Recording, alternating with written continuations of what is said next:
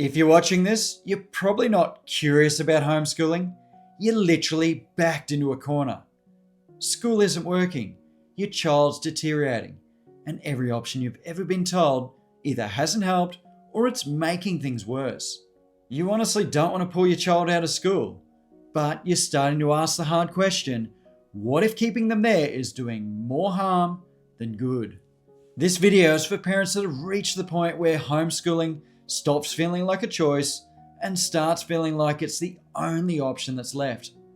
I want to be really clear about something. I do believe that school is important, even though the system has a lot of faults.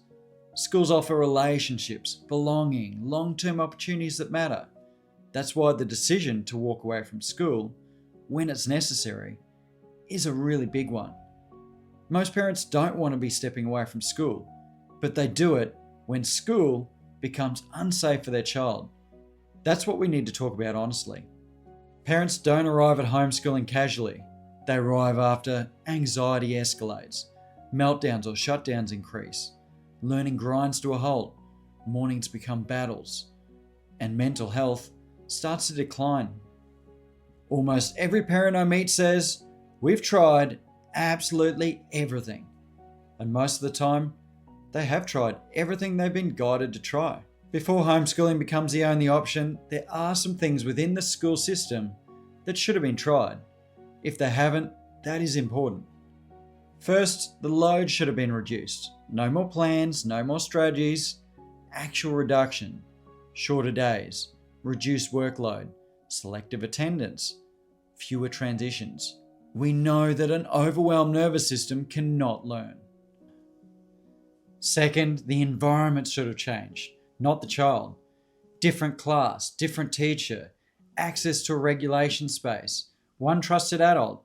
For some young people, this is enough to stabilise things. Third, specialists and allied health professionals should have supported the school. Psychologists, occupational therapists, behaviour support practitioners exist to explain the child's needs and what adjustments are required in their environment.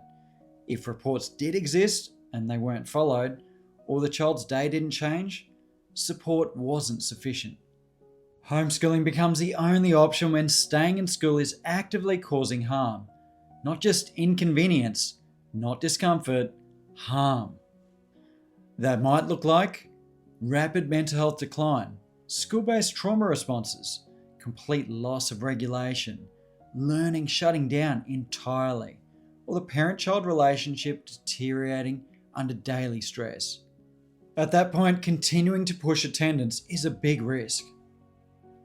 Before you ask the question, is homeschooling the best option for my child? You need to ask the more important question of, am I able as a parent to do this realistically? Are you able to leave work?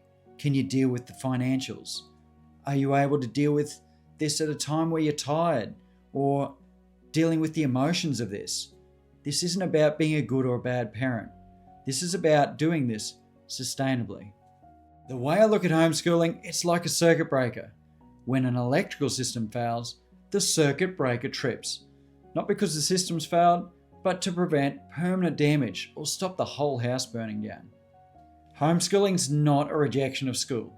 It's not a forever decision, but it is a protective reset, a way to protect against the overload and allow regulation to return and protect mental health and keep the possibility of future success at school alive. Sometimes stepping away from school is what prevents complete burnout. Used in this way, homeschooling isn't about lowering expectations or giving up on education. It's about stabilisation. For many families, the long-term goal remains reconnection with school when the child's ready and the environment can support them. For others, homeschooling remains the best fit. Both paths can be successful, both paths can be child-centered. School matters. Education definitely matters. But so does your child's well-being. Sometimes homeschooling has become the only option, not because parents have failed, but because protecting the child has to come first. And sometimes using a circuit breaker is exactly what the system needs to stop breaking completely. So that's it.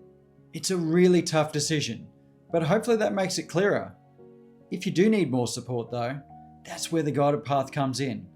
We support families with children in school distress, those that are looking to move to homeschooling or distance ed, those that are already homeschooling but want to transition back to school. If you need that type of support, reach out. You don't have to walk this path alone.